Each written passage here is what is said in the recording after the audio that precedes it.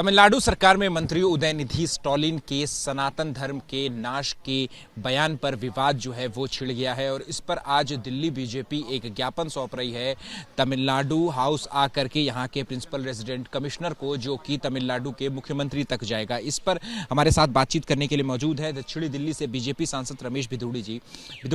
बयान आपने सुना पूरा, और उसके बाद उदयनिधि स्टॉलिन ने बाकायदा ट्वीट भी किया, सोशल मीडिया पर आया, और वो उन्होंने बार बार कहा कि वो अपने बयान पे पूरी तरीके से काबिज हैं और माफ़ी नहीं मांग रहे हैं, क्योंकि इन लोगों को वोट चाहिए।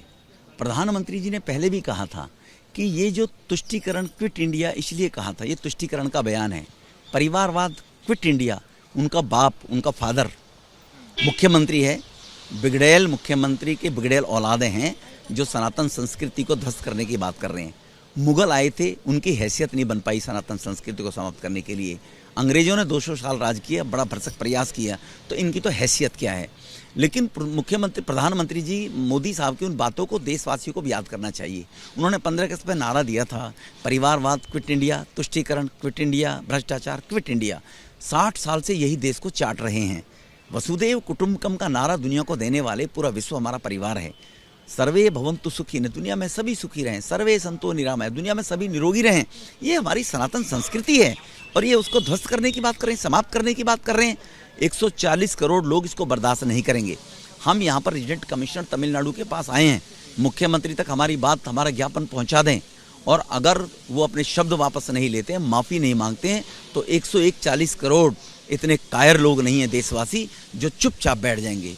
ये सोची समझी साजिश के तहत ये देश के लोगों को समझना पड़ेगा। सोची समझी साजिश के तहत कर रहा है साजिश, ये साजिश घमंडिया गठबंधन के लोग मिलकर कर रहे हैं कि राहुल गांधी पहले गया विदेशों में, रोया जाके कि वहाँ पर अल्पसंख्यक के साथ अन्याय हो रहा है, इंटरफेरेंस बाहर के कर रहे हैं। उसकी दादी रोती थी कि विदेशी शक्तियाँ भारत में इंटरफेरेंस करती है, भारत की तरक्की रुकी है। पोता जाकर रो रहा है कि भारत के अंदर तुष्टीकरण, अल्पसंख्यक के साथ अन्याय किया जा रहा है। इसी प्रकार से केजरीवाल की शिक्षा मंत्री एक जाति है, वो भी रोती है, भारत में 5 करोड़ लोग भूखे हैं। अब ये G20 के दौरान मेजबानी भारत कर रहा है और इस प्रकार की घटिया बयानबाजी कर रहा है, तो 140 करोड़ लोगों का अपमान है ये। कहीं ऐसा नहीं लग रहा है कि एक पार्टी के जो मंत्री हैं, एक पार्टी के जो नेता हैं, उनके बयान के जरिए जो है पूरे विपक्ष को लपेटा जा रहा है आपकी पार्टी की तरफ? नहीं, एक मुख्यमंत्री के बेटे की इतनी हैसियत हो ही नहीं सकती। हमारे यहाँ देहात में कहावत है कि भैंस और गाय जब दूध देती है तो उसका बच्चे को जब उसके नीचे छोड़ते हैं तो उसके मन को समझ जाता है। वो समझ गया राहुल गांधी का मन क्या है, राहुल गांधी इससे खुश हो जाएगा। वो समझ गया कि खुश करने के लिए ये अपने पिताजी को, राहुल गांधी को और इस देश में मुस्लिम समुदाय को खुश करने के लिए बयान दिया गया है कि तुष्टीकरण के कारण एक मुस्तोकट वोट हमें मिल जाए। तो ये 140 जो करोड़ भारतीय हैं उनको अपमानित करने के लिए बयान दिया गया है। और ये कोई एक्सीडेंटल बयान नहीं है। अगर आपने वो स्पीच देखी होगी तो वो बार बार एक कागज की ओर देख रहे हैं, यानी कि वो जो भाषण वो दे रहे थे वो पहले से लिखा गया है, सोच समझ करके वो लिखा गया और उसके बाद उसको पढ़ा। हमने कहा साजिश के तहत है। जब साजिश के तहत कोई चीज लिखकर भेजी जाती है और उसको वो रिपीटली दोहराता है, पढ़कर नकल करता है, तो वो नकलची बंदर ने वो एक साजिश के तहत ये बयान पढ़कर दिया है।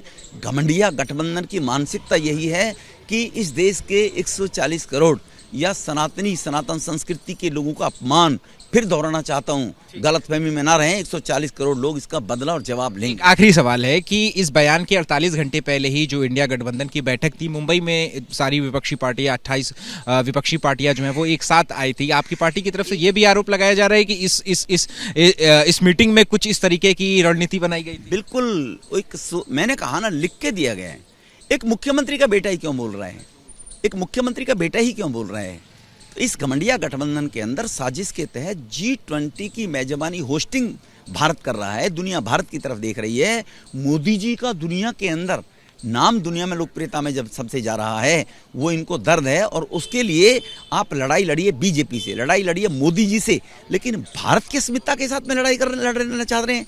भारत के 144 करोड़ लोगों को जलील करने के लिए लड़ाई लड़ना चाहते हैं। तो 140 करोड़ लोग इस बात का, ये सनातन संस्कृति के लोग, गहरत रखने वाले लोग, तो इस बात का ईंट से ईंट बजाकर जवाब देंगे निश्चित रूप से। शुक्रिया बात करने के लिए। तो देखिए, ये है रमेश भिदुड़ी, जिनका साफ तौर पे कहना है कि ये एक सोची समझी साजिश और रणनीति के तहत ये बयान जो है वो उदयनिधि स्टॉलिन की तरफ से जो है वो दिया गया और इसका जवाब पूरी 140 करोड़ की जो जनता है वो देगी। कैमरा पर्सन निखिल रस्तोगी के साथ अहमद बिलाल, ABP न्यूज़, दिल्ली।